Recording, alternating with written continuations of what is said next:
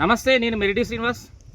ఏదైతే కేటీ రామారావు గారు ఈరోజు ప్రెస్ మీట్ పెట్టి సీఎం సొంత నియోజకవర్గంలో వరి ధాన్యాన్ని కొంటలేరు, రైతులు ధర్నాలు చేస్తున్నారని చెప్పడం జరిగింది. అసలు అక్కడ ఉన్నటువంటి ప్రాంతం కానీ అక్కడ ఉన్నటువంటి గ్రామం కానీ స్పష్టత లేకుండా అక్కడ జరిగిన సంఘటన ఏంది, రైతులు ఒక 10 మంది రైతులు అక్కడ వాళ్ళ వ్యక్తిగత గండి బ్యాగుల విషయంలో ధర్నాలు చేస్తే దాన్ని వరి ధాన్యం కొంటలేరు, లారీలు పోతలేవు అని కనీసం తెలుసుకొని మాట్లాడాలి కదా. ఎక్కడ జరిగింది అది చిన్నపసులోది గ్రామం, దేవరపసులోది గ్రామం. దాన్ని మీరేమంటున్నారు, దాని పేరే మీకు వస్తలేదు. ఎక్కడని పక్క వ్యక్తిని అడుగుతున్నారు, ఆయన ఇట్లా పేరు దొరకలేదు. అది గోకపసులోది గ్రామం, దాన్నే పెద్ద పసులు అంటారు, అది నా సొంత గ్రామం. ఇక్కడ బ్రహ్మాండంగా ఏదైతే ఈ సెంటర్లో పిఎస్ఎస్ సెంటర్లో బ్రహ్మాండంగా దాదాపు ఇప్పటికీ 40,000 గన్ని బ్యాగులు తీసుకుపోవడం జరిగింది రైతులు. దానితో పాటు రోజు 2 నుండి 3 లారీలు వస్తున్నాయి. అక్కడ మంచిగా ప్రశాంతంగా వర్క్ నడుస్తుంది. దాన్ని ఉద్దేశించి నువ్వు గోకపసులలో మొత్తం రైతులు ధర్నాలు చేస్తున్నారు, మొత్తం ఆగమవుతుండ్రని ఆగం మాటలు చెప్పి, గారెన్ మాటలు చెప్పి ఇంకెన్నాళ్ళు బతుకుతారు?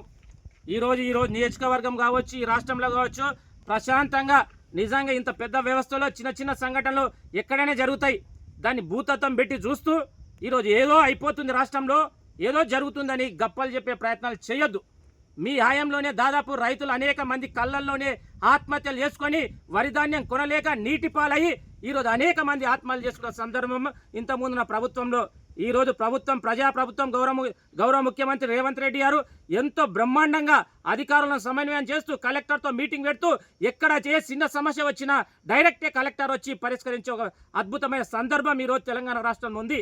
దాన్ని విస్మరిస్తూ ఏదో చిన్న సంఘటనలు చూపిస్తూ బూచి చేస్తూ ప్రజలను మాయం చేస్తా అంటే ప్రజలు నమ్మడానికి సిద్ధంగా లేరు. బ్రహ్మాండంగా రా, నీకు దమ్ముంటే నువ్వు రా, హరీష్ రావు రా, ఇంకెవరైనా రా. ఈరోజు మేము చూపిస్తాం. కొడంగల్ నియోజకవర్గంలో బ్రహ్మాండంగా వరి ధాన్యం కొనుగోలు జరుగుతుంది. ఈ యొక్క 1 వీక్లోనే దాదాపు 70% అయిపోయింది, ఇంకా 30% ఉన్నాయి. దాన్ని ఇట్లా మా అధికారులు, మా ప్రభుత్వం బ్రహ్మాండంగా కొనుగోలు చేస్తుంది. కాబట్టి కేటీ రామారావు అసత్యాలు మానుకోకపోతే భవిష్యత్తులో నీ యొక్క రాజకీయ జీవితం శూన్యం అని హెచ్చరిస్తూ ప్రభుత్వంకి ప్రజలు అండంగా ఉండాలి.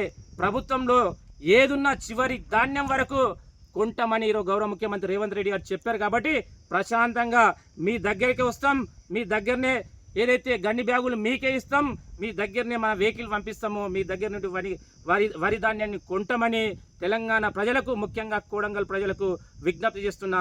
జై తెలంగాణ, జై రేవంత్ అన్న, జై కాంగ్రెస్.